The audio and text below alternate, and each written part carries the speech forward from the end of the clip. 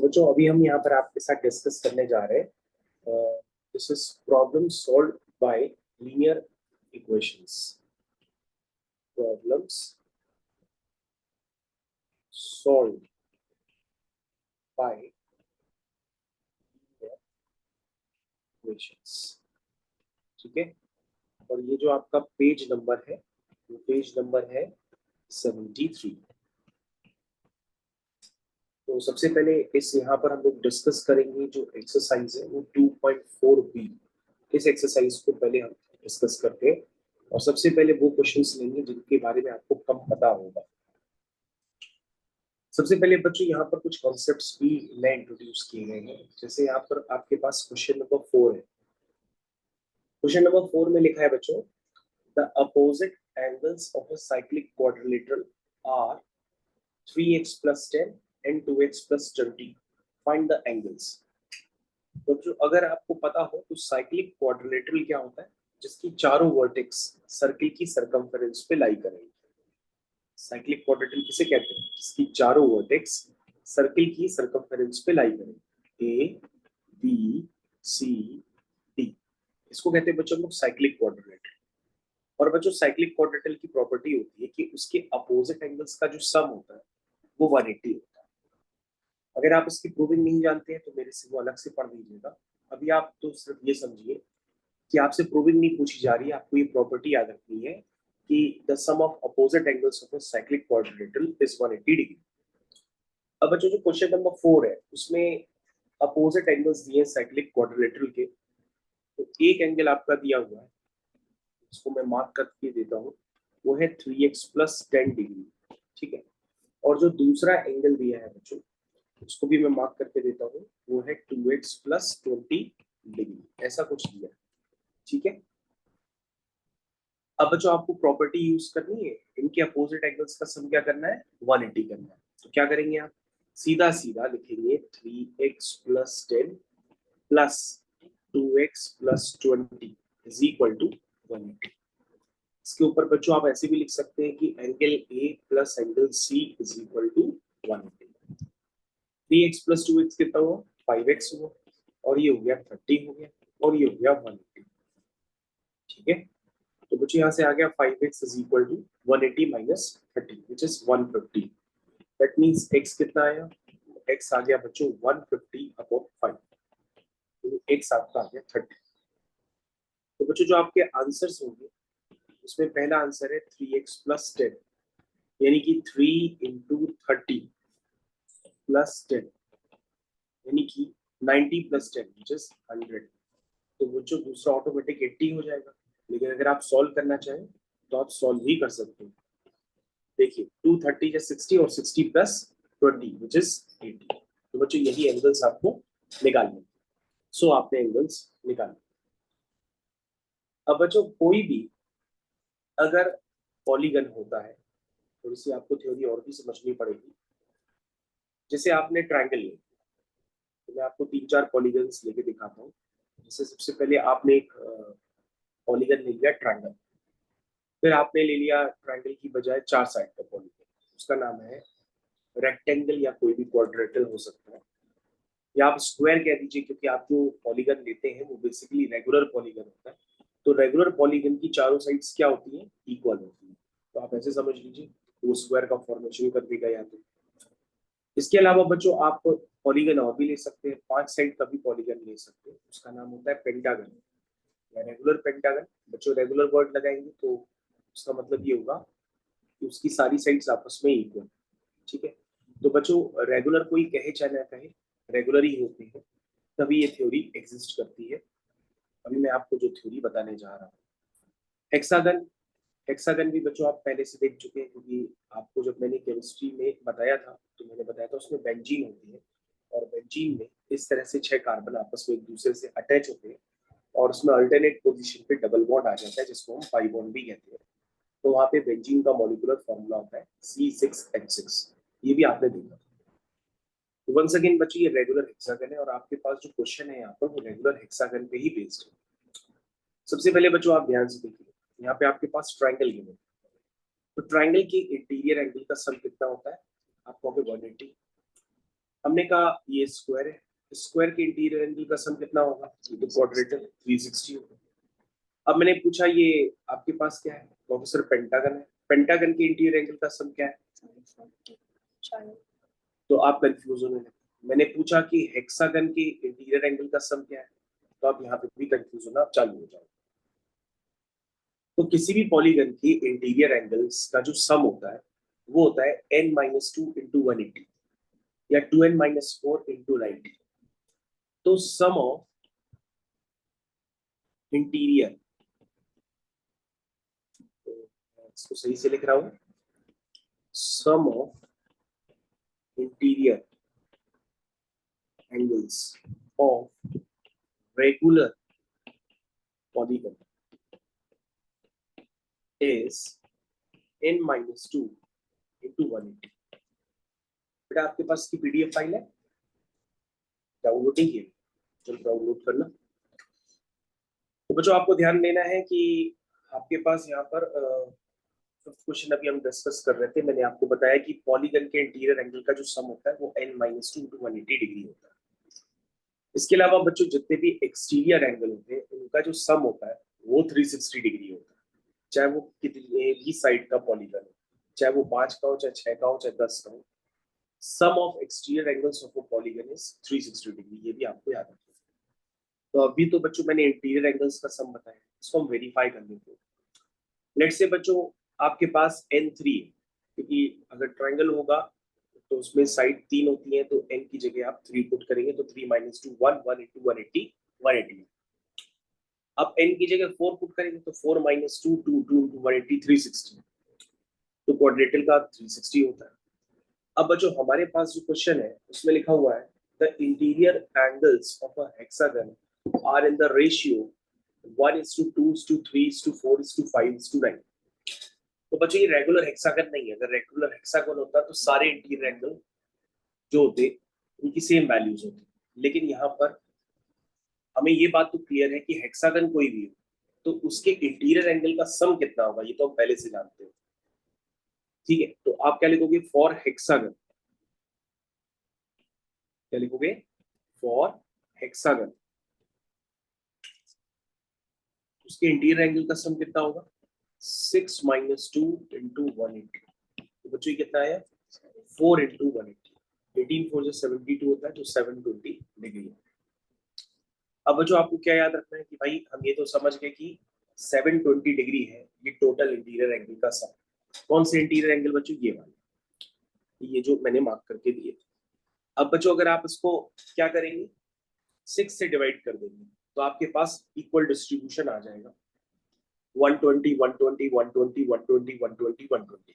लेकिन बच्चों यहाँ पर जो आपके पास क्वेश्चन नंबर 5 है उसमें एंगल्स का रेशियो सेम नहीं है, वो है 1:2:3:4, ठीक है, 5:9।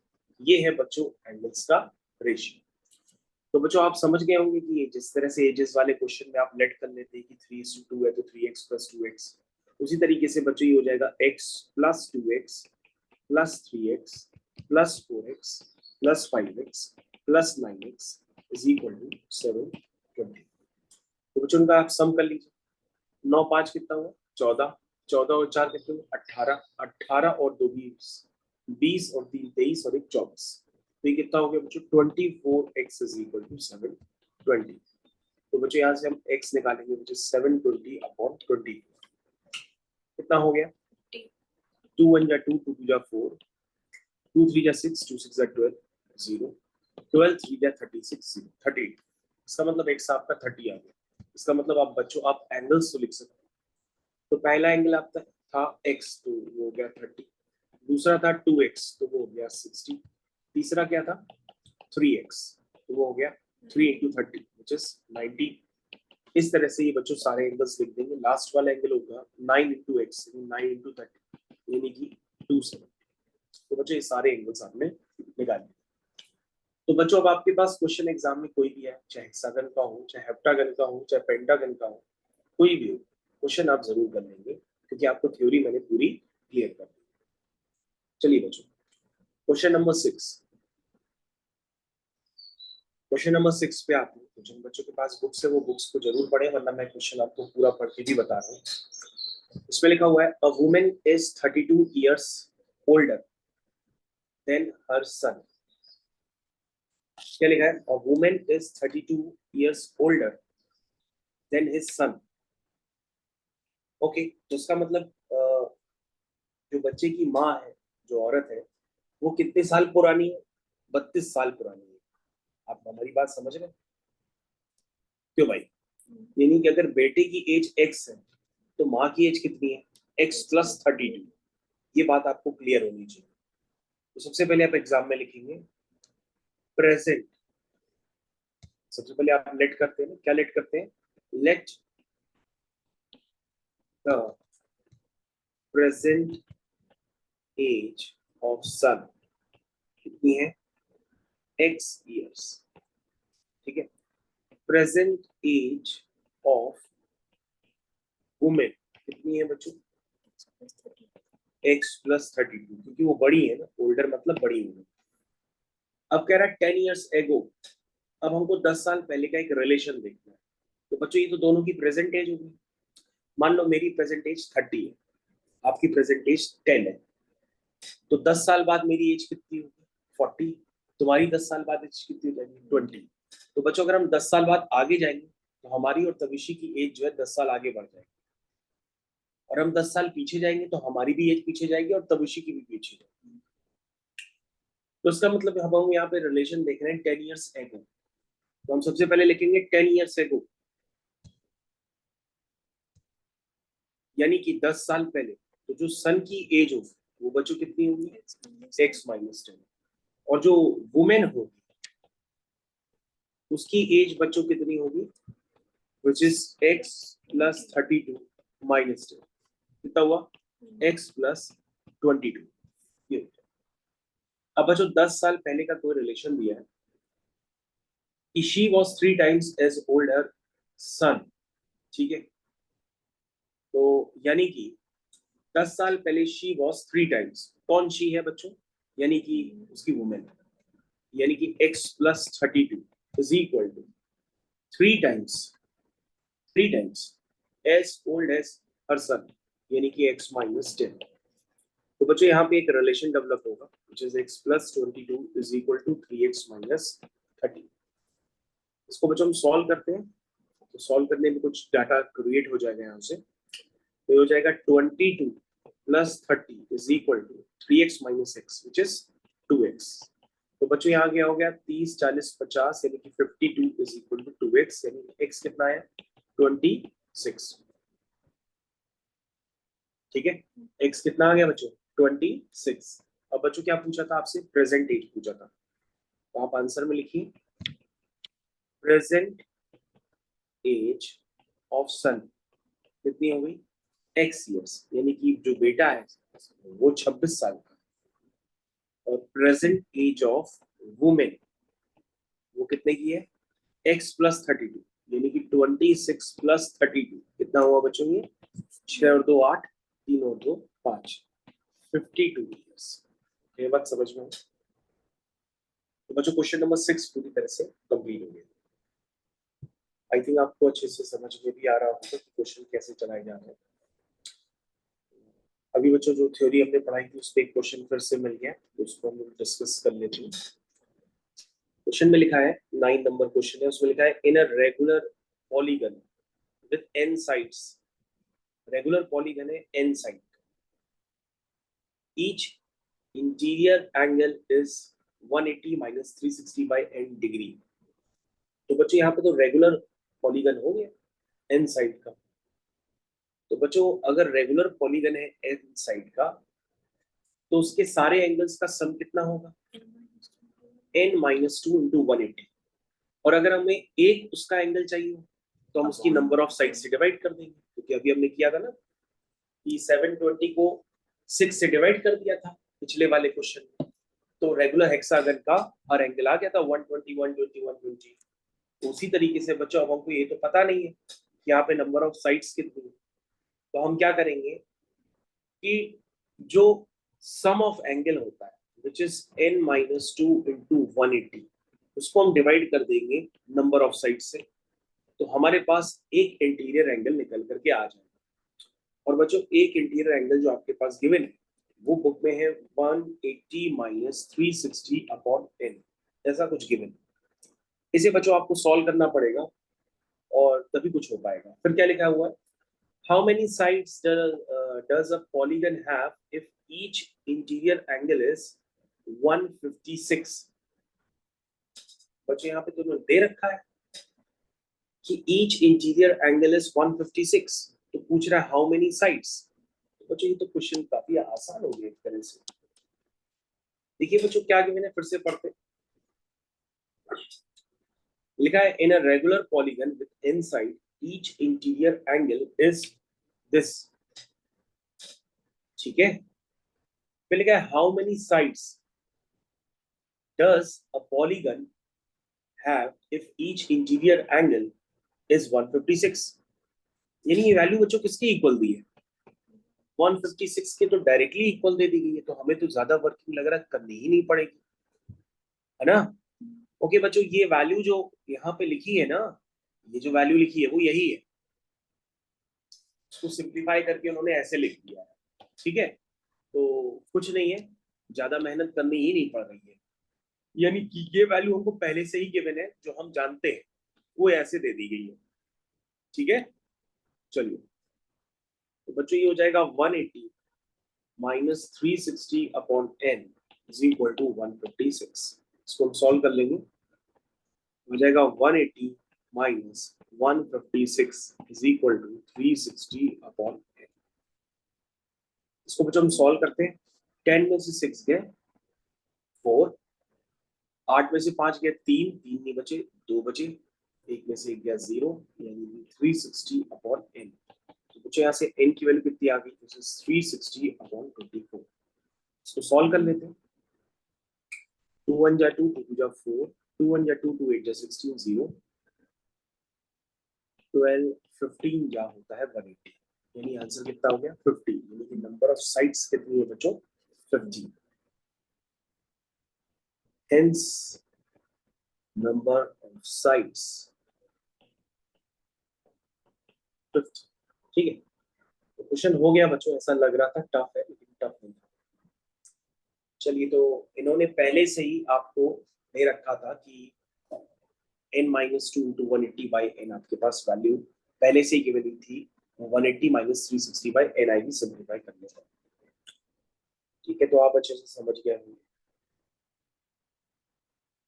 तो दूसरे क्वेश्चंस की तरफ मूव करते हैं, जैसे क्वेश्चन नंबर 11 है यहाँ पर।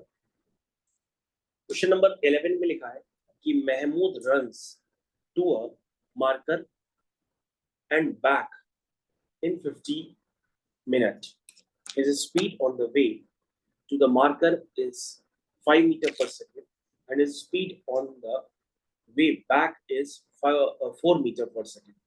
Find the distance to the marker. Okay बच्चों यहाँ पे दो लोग हैं, दो लोगों का नाम मोहम्मद है और मार्कर है ना। लेकिन हम लोग क्या समझ रहे हैं कि मार्कर वो पेन वाला है। बच्चों ये व्हाइट बोर्ड वाला मार्कर नहीं है, ये किसी का नाम है शायद यहाँ पे ना।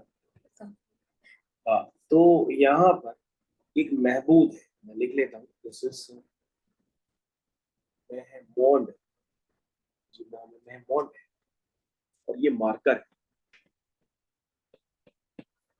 चलिए स्टार्ट करते हैं।